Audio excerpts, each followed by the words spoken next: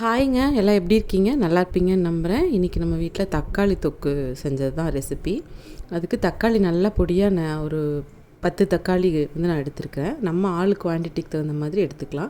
அப்புறம் பூண்டு வந்து ஒரு 15 பூண்டு, ஒரு 4 பச்சை மிளகாய், கொஞ்சம் கருவேப்பிலை எல்லாத்தையும் பொடியாக வெட்டி வச்சுருக்கேன். நான் வந்து சின்ன வெங்காயம் தான் எடுத்திருக்கேங்க. சின்ன வெங்காயம் வந்து ரொம்ப நல்லாயிருக்கும் டேஸ்ட்டு. தக்காளி தொக்கு இந்த மாதிரி ரெசிபிக்கெல்லாம் வச்சு சாப்பிட்றதுக்கு நல்லாயிருக்கும். இது வந்து கெட்டும் போகாது சீக்கிரத்தில். அதுக்கு நான் மண் சட்டியில் தான் இன்றைக்கி பண்ணுறேன். தேங்காய் எண்ணெய் விட்டுருக்கேன். நீங்கள் நல்லெண்ணெய் கூட விட்டுக்கலாம். தக்காளி தொக்கு ஒரு டைம் நல்லெண்ணெய், ஒரு டைம் தேங்காய் எண்ணெய் செஞ்சு பாருங்கள், சூப்பராக இருக்கும். இப்போ தேங்காய் எண்ணெய் வந்து ஒரு 3 டீஸ்பூனுக்கு மாதிரி ஊற்றிட்டு அதில் கடுகு பொரிஞ்சதுக்கப்புறமா வெள்ளைப்பூண்டு, பொடியாக நறுக்கின வெள்ளைப்பூண்டு, பச்சை மிளகாய், கருவேப்பிலை இந்த 3ம் போட்டிருக்கேன். அது நல்லா வதங்கட்டும். அந்த பச்சை வாசம் போகிற மாதிரி வதங்க விட்டதுக்கப்புறமா பொடியாக நறுக்குன்னு சின்ன வெங்காயத்தை போட்டு மிக்ஸ் பண்ணுறேன். இதுக்கு இந்த ஸ்டேஜில் வந்து கொஞ்சமாக உப்பு, இந்த வெங்காயத்துக்கு தகுந்த உப்பு நான் போட்டுக்கலாம். அப்போ சீக்கிரம் வெங்காயம் வதங்கி கிடைக்கும் இல்லையா, அதனால் வெங்காயத்துக்கு தகுந்த உப்பு போட்டு கொஞ்சம் மூடி வச்சோம்னா இது நல்லாயிருக்கும். இந்த ரெசிபி வந்துங்க ரொம்ப ஈஸியாக பண்ணிடலாம். ஆனால் 4-5 நாளுக்கே வெளியில் வச்சா கூட கெட்டு போகாது. அதனால தான் இது வந்து சாதம், சப்பாத்தி, ரொட்டி, ரைஸ் எல்லாத்துக்குமே, தோசை இந்த மாதிரி எல்லாத்துக்குமே, இட்லி, இது எல்லாத்துக்குமே நல்லாயிருக்கும். பார்த்திங்கன்னா எண்ணெய் தெளிஞ்ச மாதிரி நல்லா வதங்கிருச்சு பூண்டு, இந்த வெங்காயம் எல்லாம். இந்த ஸ்டேஜில் நம்ம நறுக்கி நல்லா பொடியாக நறுக்குனா தக்காளி சேர்த்துக்கலாம். தக்காளி கொஞ்சம் நல்லா பழமாக எடுத்துக்கிட்டிங்கன்னா கலரும் நல்லாயிருக்கும், டேஸ்ட்டும் நல்லாயிருக்கும். அதனால் தக்காளி போட்டதுக்கப்புறமா நம்ம நல்லா கொஞ்சம் கிளறி விட்டுட்டு ஒரு 1/2 ஸ்பூனுக்கு மஞ்சத்தூள் போடுறேன். 1/2 ஸ்பூன் மஞ்சத்தூள், ஒரு 2லேருந்து 2.5 ஸ்பூனுக்கு வந்து டீஸ்பூன் கணக்கு சொல்கிறேன். ஸ்பூனை விட கொஞ்சம் பெரிய சைஸ் இல்லையா, டீஸ்பூனில் வந்து 2.5 ஸ்பூனுக்கு வெறும் மிளகாத்தூள் போட்டிருக்கேன். அதாவது தனியாக வெறும் மிளகாத்தூள், வரமிளகாத்தூள் போட்டிருக்கேன். அதுவும் இது வந்து காரத்துக்கு நமக்கு தகுந்த மாதிரி நான் பச்சை மிளகாயும் போட்டு இதுவும் போட்டிருக்கேன். நீங்கள் வந்து கொஞ்சமாக கம்மியாக வேணும்னு நினைக்கிறவங்க அதுக்கு தகுந்த மாதிரி போட்டுக்கோங்க. இது நல்லா கலரி விட்டதுக்கப்புறமா அது வந்து எண்ணெய் பிரிஞ்சு வர மாதிரி இருக்கும். இந்த ஸ்டேஜுக்கும் தக்காளிக்கு நம்ம கொஞ்சம் தான் ஏற்கனவே உப்பு போட்டிருக்கோம். இப்போ தக்காளி வதங்குறதுக்கும் ஒரு உப்பு போட்டோம்னா இதில் நம்ம தண்ணியே சேர்க்காமல் அந்த தக்காளியோட தண்ணியில் தான் நம்ம வதக்க போகிறோம்.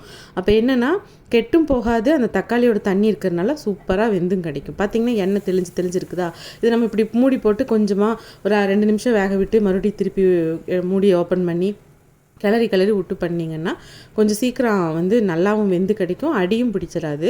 அதனால் நீங்கள் இடையில கிளறி விட்டுக்கிட்டிங்கன்னா போதும். நான் இந்த மாதிரி மசிச்சு விடுறது என்னென்னா 1-2 தக்காளி வேகாத மாதிரி இருக்கிறது இப்படி அமுத்தி கரண்டியிலே நம்ம மசிச்சு விட்டுட்டோம்னா கொஞ்சம் வெந்து கிடைக்கும் இல்லையா, அதனால தான்.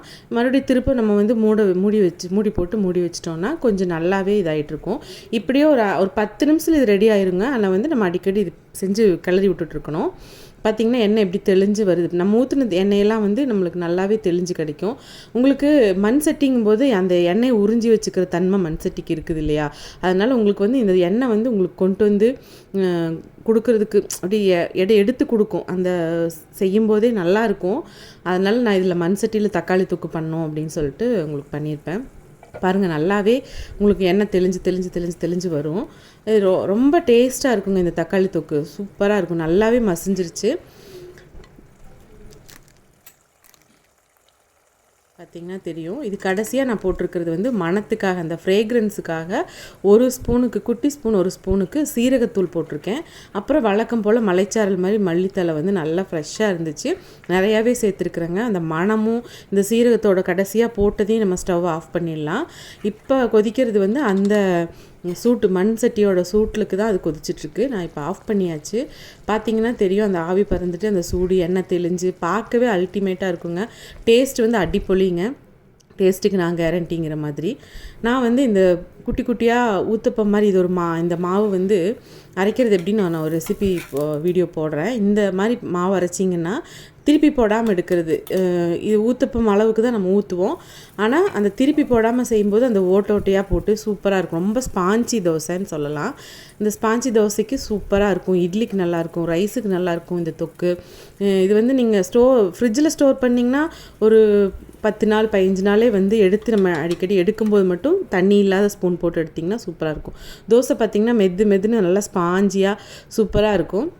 இதுக்கு இன்றைக்கி சூப்பரான ஒரு பிரேக்ஃபாஸ்ட்டு தான். நீங்களும் இதை செஞ்சு பார்த்துட்டு எப்படி இருந்துச்சுன்னு எனக்கு கமெண்ட்டில் சொல்லுங்கள். நம்ம சேனலை சப்ஸ்கிரைப் பண்ணி பெல் ஐக்கானை கிளிக் பண்ணிட்டு பாருங்கள். உங்கள் சப்போர்ட் எனக்கு ரொம்ப முக்கியங்க. Thanks for வாட்சிங்க. வேறு நல்ல வீடியோவில் சந்திக்கலாம். டாட்டா.